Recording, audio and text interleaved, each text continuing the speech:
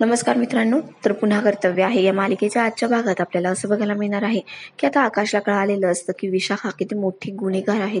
त्याच्या पुढे सगळे काही पुरावे असतात आणि आता विशाखाच्या ज्या माणसांनी आकाशवरती गोळी झाडण्याचा प्रयत्न केलेला असतो त्याच माणसाला आकाशने पकडलेलं असतं आणि त्याच्याच फोनवरून तो विशाखाबरोबर बोलत असतो आणि विशाखाला इकडे माहिती झालेलं असतं की आकाशला सगळं काही कळून चुकलेलं आहे.